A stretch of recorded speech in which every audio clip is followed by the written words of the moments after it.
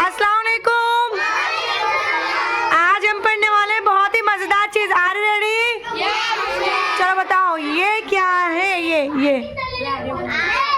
Are बोलो क्या बन गया?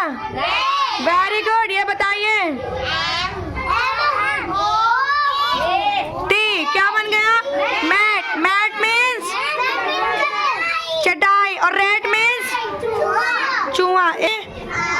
वॉलीबॉल पर देखे बोलो सारे बच्चे पढ़ो। सारे बच्चे बोलो क्या बन गया? CAT। कैट मीन्स बिल्ली। बिल्ली क्या पीती है?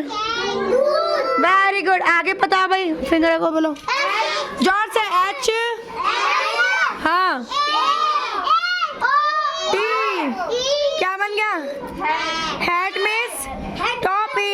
Very good. चलो अब हम पढ़ेंगे दो वर्ण वाले शब्द। बताइए के रे चेक है चक रे के बेस है।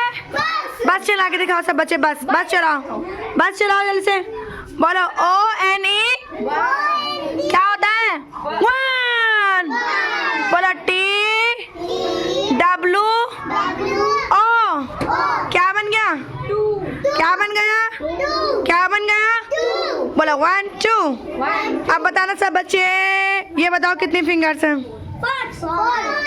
अब बताओ। 1 वेरी गुड। 3 कितनी है?